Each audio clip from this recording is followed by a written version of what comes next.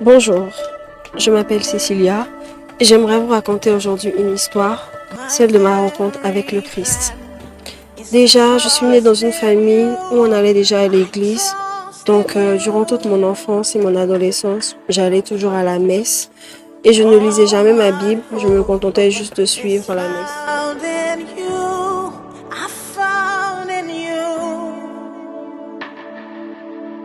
Pendant presque 21 ans de ma vie, j'ai mené une vie qui ne plaisait pas au Seigneur.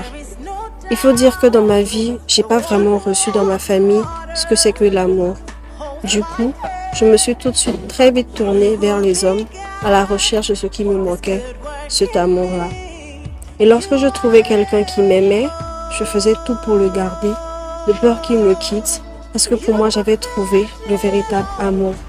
J'étais en quelque sorte dans une dépendance affective.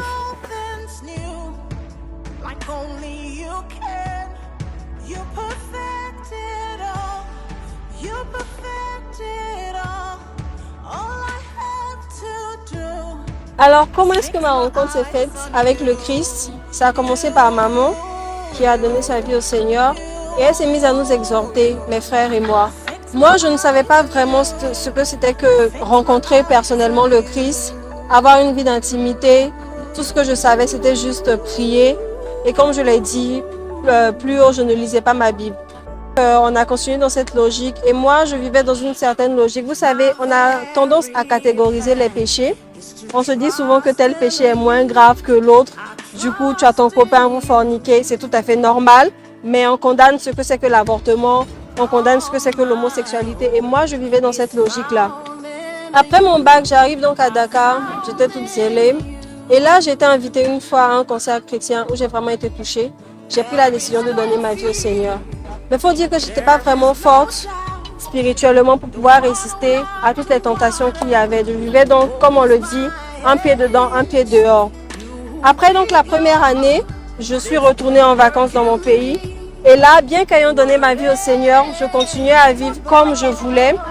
J'avais toujours mon copain et tout. Et lors de ce voyage, j'ai fait une rencontre particulière. J'ai rencontré une fille qui m'avait vraiment touchée. Je ne sais pas pourquoi on ne s'est pas adressé la parole durant tout le long du voyage, mais je me suis mise à l'admirer en fait. Limite même, je me disais, elle se prend, elle se donne des airs et tout. Après, bon, c'est passé. Donc, je suis retournée au pays et là, j'ai décidé de me trouver un nouveau copain parce que celui de Dakar, ça n'avait pas marché. Et c'est avéré que le copain que je me suis trouvé était le cousin de la fille que j'avais rencontrée lors de mon voyage. Et vous savez, moi, j'avais tendance à m'habiller vraiment sexy. Une fois, je suis allée le voir, donc elle m'a prise de côté, elle m'a dit, tu sais, c'est vrai que tu aimes ton chéri, mais tu n'es pas obligé de t'habiller comme ça pour venir lui rendre visite. Il y a certaines choses qu'il faut que tu caches, que tu réserves pour ton mari. Et je me suis mise à rigoler parce que je lui ai dit, lui, de toute façon, vous les chrétiens, vous êtes ennuyeux. Vous n'avez pas de style. Et moi, je suis chrétienne. Vu que j'avais déjà donné ma vie au Seigneur, je me qualifiais donc de chrétienne. Je lui ai dit, je suis chrétienne, mais je suis juste une chrétienne qui a du style, c'est tout. Et apprendre à sympathiser, c'était vraiment une fille vraiment sympa. On a continué à se parler et tout. Et pendant les vacances, vraiment, j'ai vécu comme je voulais, jusqu'à ce qu'il soit temps de retourner sur Dakar. Et là, j'ai senti en moi que le Seigneur était vraiment attristé. J'ai pris donc la résolution de me redonner, comme si je peux le dire ainsi, de me redonner à Christ, de me repentir, de vraiment demander pardon et de prendre la décision de vraiment changer de vie. Je lui ai même demandé avant de partir de prier pour moi. On a prié et je me suis envolée pour Dakar. Dans l'avion, le vol n'était pas plein, donc il y avait beaucoup de place. Je me suis assise dans un endroit, j'étais calme et tout. Et là, il y a un monsieur qui quitte donc derrière et qui vient se mettre à côté de moi. Good morning, ma'am. I was like, qu'est-ce qu'il veut en fait? Le vol, il n'est pas plein. Tu peux t'asseoir où tu veux, mais tu as décidé de venir te mettre juste à côté de moi. Donc là, j'étais déjà énervée. Et donc, vu la façon dont je lui ai répondu, il m'a tout de suite montré sa bague. Il m'a dit, ne vous inquiétez pas, je suis mariée. Je ne suis pas venue vous draguer. Je suis venue vous parler de Jésus. Vous pouvez bien imaginer donc la honte pouvait se dire sur mon visage.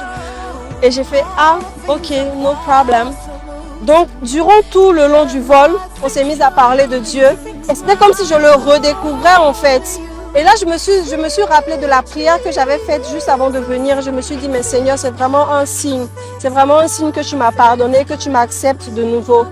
On a parlé de Dieu, j'ai sorti ma Bible, on a lu, on a même échangé les contacts. Il m'a dit, arrivé sur Dakar, si tu as des questions à propos de Dieu, tu peux m'écrire et tout.